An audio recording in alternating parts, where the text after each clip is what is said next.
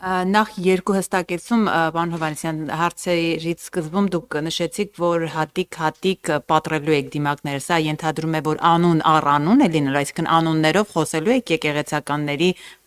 հետ կապված իրենց կենսագրությունները ներկայացնելու եք եւ դուք ասեցիք, որ թիրախավորում է եկեղեցին պետականությունը։ Խնդրում եմ օրինակներ նշեք, ինչպես է թիրախավորում եւ հիմնական հարցս նաեւ էլի ձեր խոսքից է գալիս։ Դուք ասում եք մենք ոչ մի կերպ չենք տրվելու սադրանքների։ Միչեւ որ փուլը չենք տրվելու, այսինքն ինչ պետք է լինի, որ խախտվի այդ չտրվելը։ Անունների մասով կգա ժամանակը դուք կտեսնեք թող ավելի հետաքրքիր լինի այդպես, բնականաբար խոսքը չի գնում օդի մեջ հայտարարությունների մասին, խոսքը գնում է շատ կոնկրետ իրավիճակների, շատ կոնկրետ մարդկանց մասին, որոնց դիմակը պետքա պատռել։ Եվ վերջ։ Իրան ժամանակը ավարտվել է, իրան ժամանակն ավարտվել է շատ վաղուց։ Ինչ վերաբերվում է, որ ասում եք օրինակներ, թե ինչպես են որոշ եկեղեցականներ թիրախավորել պետականությանը, մարդիկ քաղաքական հայտարարություններ են անում։ Մտեք այդ եկեղեցականների Facebook-յան էջերը մի հատ։ Այն Բագրատի լայվերը միացրեք, նայեք։ Չեք ծանոթ եք դուք Բագրատին, Գալստանյան, այն որ սառել էր։ Հիմա հետա հալեցրել են, ինչ են արել, ծանոթ եք դուք։ Դուք ընդհանրապես եկեղեցականներին հարցնում եք, օրինակ, պարոն Գալստանյան, ձեզ որ սառեցնում են։ Օրինակ, ինչ ընթացակարգեր է, Տիկին Տիգրանյան սառեցվում եկեղեցականը։ Օրինակ, падգամավորի լիազորությունները գրած է, ոնց է դադարեցվում։ Հիմա մեր որոշ եկեղեցականներ իրանց դրել են, չգիտեմ ում տեղը, եւ ինչ ուզում խոսում, ինչ ուզում անում են, առանց որևէ հիմնավորումների։ Եվ երբ որ դուք ասում եք ինչպես է եկեղեցին պետականությունը թիրախավորում, ես ձեզ կրկնում եմ, գնացեք Հայ առաքելական եկեղեցու Facebook-յան էջի վերջին հայտարարությունները կարդացեք մանրամասն։ Որոշ եկեղեցականների Facebook-յան էջերը ուսումնասիրեք մանրամասն։ Եվ ընթացքում էլ զուգահեռ կարող եք Բագրատի լայվերը դիտել եւ որ ամեն ինչ վերահաստատվի ձեզ մոտ։ Շնորհակալ եմ։ Խնդրեմ Տիկին Տիգրանյան։ Ես ուղղակի պարոն Հովհաննիսյանի ասածին կուզեի ավելացնել, որ դիմակները պատռելը ոչ միայն հոգևորականներին է վերաբերելի, բայց նաև բոլոր նրանց, ովքեր փորձում են հոգևորականներին առաջ մղելով որպես սրբեր, որպեսզի ժողովուրդ ավելի ակնածանքով վերաբերվի եւ նրանց հետևում իրականացնում են իրենց ապապետական գործունեությունը։ Եկեղեցին, որը պետությունից անջատ է եւ այդ հոգեվոր իշխանությունը, դուք նկատել եք, որ բազմիցս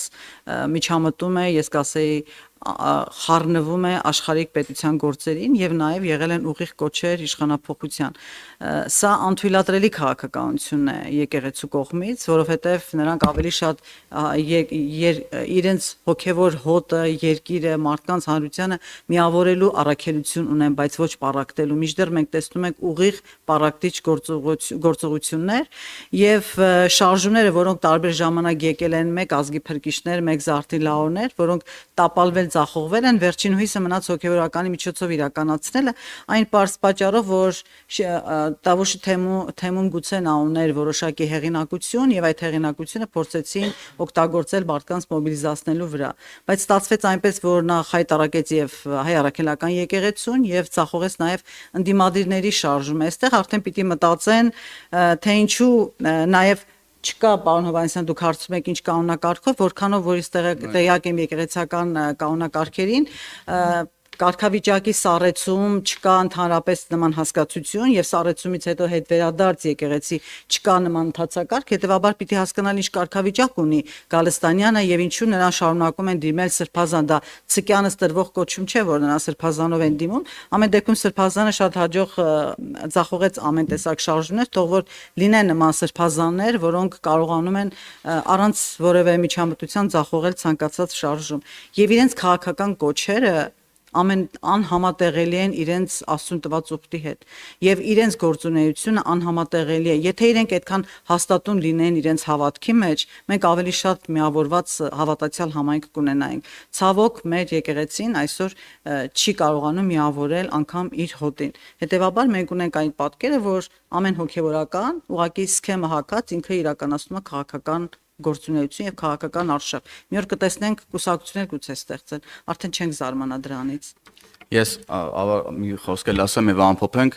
Ես ուզում եմ նաեւ նշել, որ մենք բոլորով կանգնած ենք բոլորն եկեղեցականների կողքին, ովքեր գիտեն ինչ է քրիստոնեությունը, հայ առաքելական եկեղեցին, ինչ է պետականությունը եւ ճանաչում են հայ ժողովրդին եւ ծառայում են հայ ժողովրդին եւ այո, ամեն բան անում են իրենց հոտի համար։ Մենք այդ եկեղեցականների առջև խոնարհվում ենք եւ կանգնած ենք իրենց կողքին մինչեւ վերջ եւ գիտենք, որ իրենք էլ մեր կողքին են կանգնած։ Եվ սիրելի ժողովուրդ, մենք պատրաստվում ենք չլռել ոչ մի երևույթի մասին, կարող է այդ երևույթները տհաճ երևույթներ լինեն, չլսված երևույթներ լինեն, որոնց մասին մենք մտածում ենք, որ դա չի կարելի խոսալ, ամեն ինչի մասին խոսելու ենք եւ կրկնում եմ, բոլորի դիմակները պատրելու ենք։ Կլինեն դրանք սքեմով, կոստյումով, համազգեստով եւ այդպես շարունակ։ Շնորհակալություն։ Շնորհակալություն։